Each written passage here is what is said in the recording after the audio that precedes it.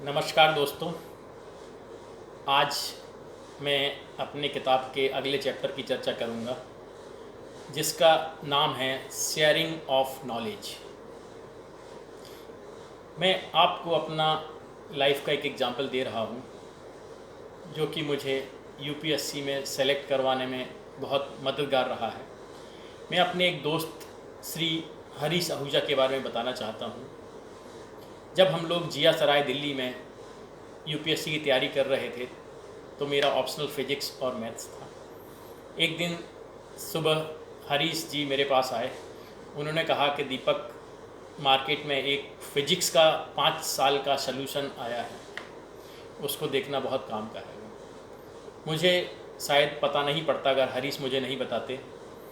मैं immediately Jawahar book depot Bersarai जाके वो सलूशन लेके आया और मैंने उसको प्रैक्टिस किया। 5 साल के पुराने पेपर, फिज़िक्स पार्ट 1 पार्ट 2 दोनों थे उसमें, और उसके सलूशन का स्टाइल बहुत अच्छा था। मैंने जब उससे पढ़ा और अगला अटेम्प्ट दिया, तो मेरे 2 प्रश्न सीधे सीधे पुराने सालों के आ गए। उसमें एक क्वेश्चन था मैग्नेटिज्म का, और दूसरा क्वेश्चन था थ्योरी ऑफ रिलेटिविटी। इन दोनों को मैंने सॉल्व किया। पहला स्टार्ट जो किया मैंने, पहला क्वेश्चन वो इसी प्रश्न से किया, मैग्नेटिज्म और फिर थ्योरी ऑफ रिलेटिविटी। इन दोनों क्वेश्चन के इम्प्रेशन के बाद मेरे फिज़िक्स 1 और 2 दोनों में बहुत अच्छे मार्क्स आए और मैं सिविल सर्विस में सिलेक्ट भी हुआ। हो सकता हो आपको अपनी लाइफ में भी इस तरह के हरीश आहूजा जैसे मित्र मिल जाएं, जिनकी एक छोटी सी सलाह, टिप या ट्रिक से आपकी लाइफ बदल जाए। यही कारण है कि यूपीएससी के लिए जिया सराय, बेरसराय, मुखर्जी नगर या इलाहाबाद, पटना जैसे शहर और मोहल्ले डेवलप हुए हैं।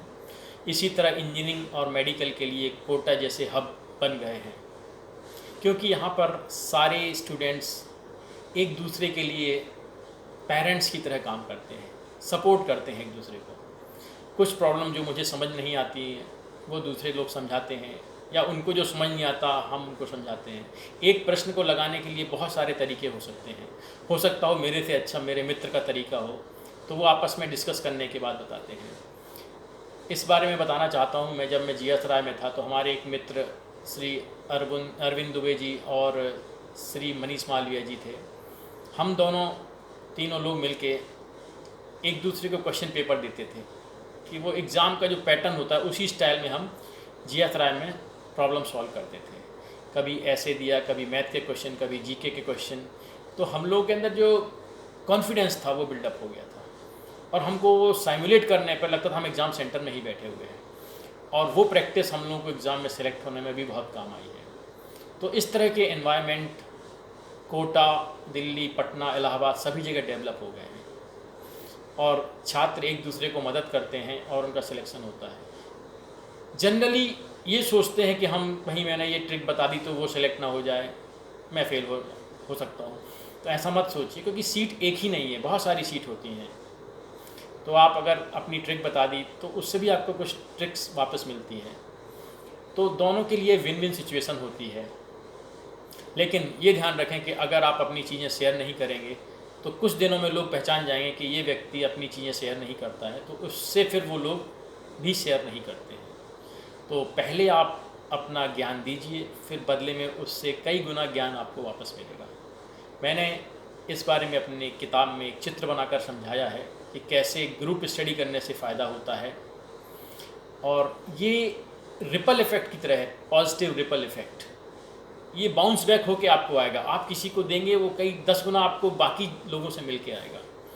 तो आप ऐसा मत सोचिए कि आपकी ट्रिक बता देने से आप फेल हो गए या पीछे हो गए।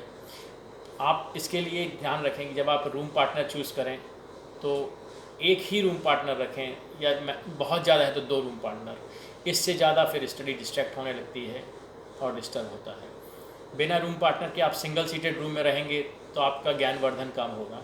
इसलिए हमेशा डबल या ट्रिपल सीटेड रूम लेना चाहिए। कोशिश करिए कि आपका जो रूम पार्टनर है वो आपके बराबर या आपसे ज़्यादा इंटेलिजेंट हो, आपसे कम तो बिल्कुल ना हो। और ये भी याद रखें कि आपके रूम पार्टनर की हैबिट आपके जैसी ही हो। अगर वो अर्ली राइज़र है तो आप भी अर्ली राइज़र हों। अगर वो लेट नाइट सोता है तो आप भी लेट नाइट सोने वाले ही को ही चूज़ करें। तो ये ध्यान रखें कि आपकी जो हैबिट है वो मैच करनी चाहिए। इससे संबंधित मैं एक और एग्जांपल देना चाहता हूँ। हमारे सीनियर जो इंजीनियरिंग कॉलेज इंदौर में थे, मिस्टर अजय जड़िया, उनको पता था कि मेरी इंग्लिश वीक है, तो उन्होंने मुझे सजेस्ट किया था Word Power Made Easy, Norman Lewis की बुक। उस बुक को पढ़ने के बाद मेरा इंग्लिश पर थोड़ा कॉन्फिडेंस बढ़ गया था और मैंने सिविल सर्विस में मीडियम भी अपना इंग्लिश चुना। तो आपको इस तरह के बहुत सारे मित्र मिल सकते हैं जो कि हरी सहूजा, अरविंद दुबे, मनीष मालविया या फिर अजय जड़िया जैसे होंगे, जिनकी एक सलाह से आप किसी भी एग्ज़ाम में सेलेक्ट हो सकते हैं। Thank you, all the best.